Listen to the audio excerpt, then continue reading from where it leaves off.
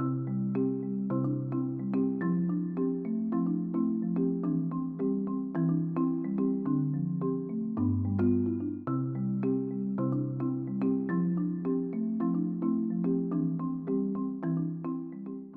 going to be doing a slightly deeper dive into what approaches can address these challenges, using the work that we do on Partnerships for Forests programme as an example. And in particular, I'm going to be focusing on the role of the private sector as part of the solution. What does it mean for a company to be forest friendly? How do they bring their supply chain along with them and meet deforestation-free or forest-positive commitments? And what about the investors that finance these companies? Before jumping in, a quick note on P4F for those of you who are not familiar with the programme. We're an 8-year UK-funded programme managed by Palladium in partnership with Systemic. We're operating, as Chris mentioned, in Latin America, Southeast Asia, East, Central and West Africa, and our team members are based in countries within these regions. And it's our mission to drive investments into forests and sustainable land use. By 2023, our goal is to have mobilised £183 million of private capital and to have brought over 1 million hectares under sustainable land management. We do this primarily through supporting what we call forest partnerships. And these are partnerships between the private sector, public sector and communities, as well as providing support to enabling conditions and demand-side measures. And more on those later. But first, what does supporting or incubating forest partnerships mean, and what do they look like?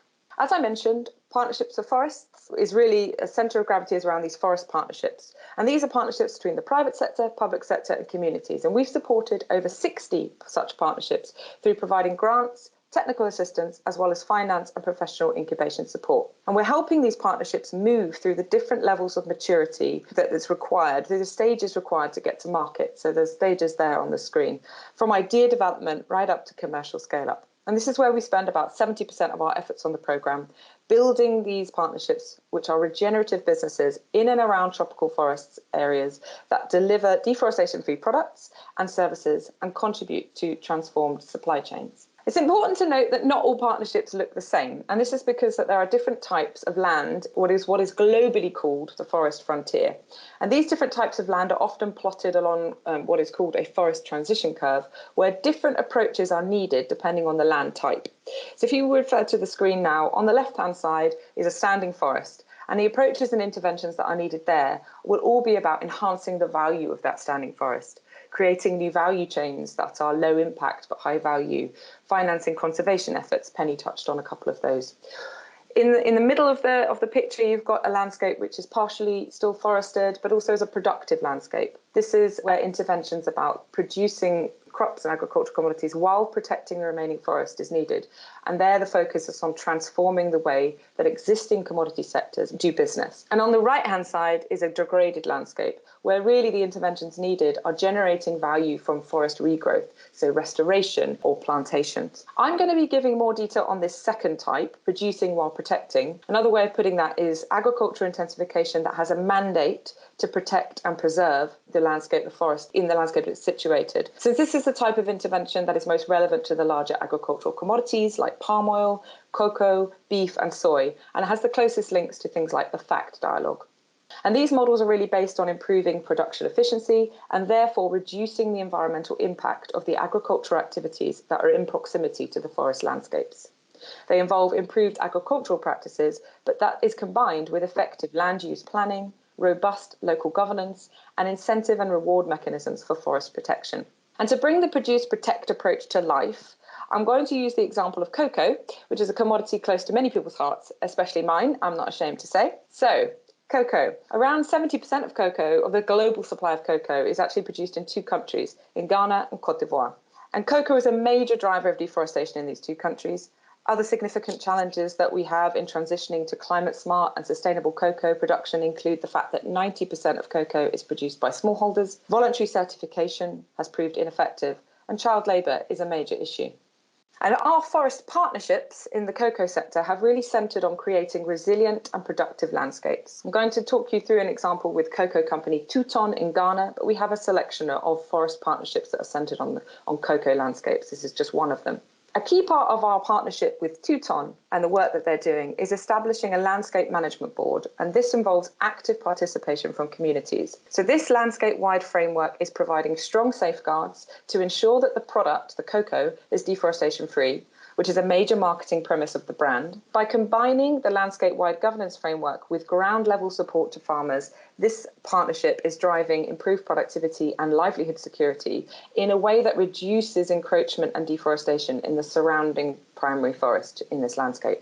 And so far, 180,000 hectares of land has been brought under sustainable land use in this partnership. Over 12,000 farmers have been trained on climate-smart agricultural techniques. This partnership alone has delivered over £57 million of value chain investment. I wanted to point out the quote from the company itself on this case study, which I've linked in the annex. And they say, to be able to address deforestation, it requires that you engage totally with the communities that you work with. But I mentioned at the beginning that the partnerships are not the only part of the puzzle. There's also a great need for enabling conditions to unblock critical barriers to investment in these kind of approaches, as well as demand-side measures. So while around 70% of the work that P4F has been supporting is around forest partnerships, like the one with Teuton, another key component of what we consider to be our theory of change is around the enabling conditions that allow these partnerships to thrive. So this is why we have supported such initiatives that are working to take down the barriers for long-term success and sustainability of the partnerships on the ground. So in keeping with the Cocoa Deep Dive, I'd like to highlight the Cocoa and Forest Initiative. And the Cocoa and Forest Initiative is a public-private partnership that's bringing together the governments of Ghana and Cote d'Ivoire and the world's leading cocoa and chocolate companies, representing about 80% of global cocoa usage, to end deforestation and promote forest restoration and protection in the global cocoa supply chain. And the work of the Cocoa Forest Initiative has been to build and strengthen public-private partnerships for responsible cocoa production in Ghana and Cote d'Ivoire, as well as to align on key principles and building blocks for joint frameworks of action between the two countries. And this process has brought together more than 500 stakeholders, including chocolate and cocoa companies, high-level government officials, environmental and civil society organisations, as well as farmer organisations. In any sector, companies are highly competitive, but that this enabling condition, the Cocoa Forest Initiative, is giving the space to these companies to collaborate pre-competitively on the solutions. And this is often a feature of the enabling conditions interventions. And the partnership with Teuton on the ground that I talked about is really an example of early action partnership, which is demonstrating the principles that the Cocoa and Forest Initiative had laid out. So I'd like to just have a quick note on the sustainable demand side, which is another important key part of the bigger picture. So the demand side measures support the implementation of existing corporate supply chain commitments, existing public procurement policies, and developing new responsible sourcing guidelines and implementation tools.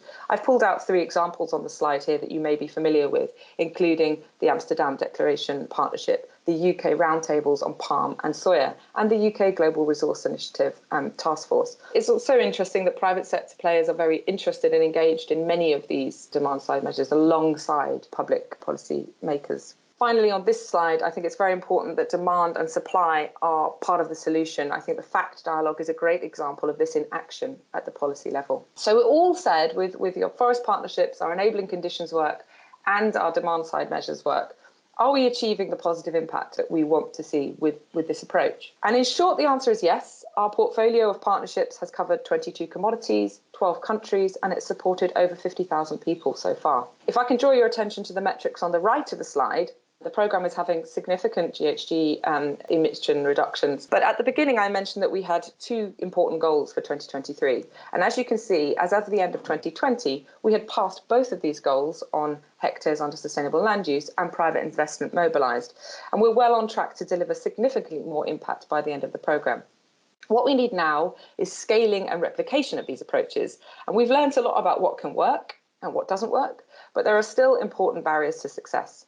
And now is a really critical time.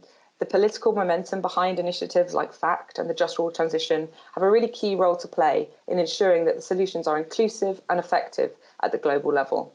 I hope that this has given you a flavour of what kinds of approaches can be taken to address deforestation, particularly in the case of the private sector. And if you'd like further information, I've included 2 follow-on readings here, and the annex to these slides includes details on other types of intervention that P4F supports, and 2 further case studies for beef and coffee, and I have made those available to everybody on the course.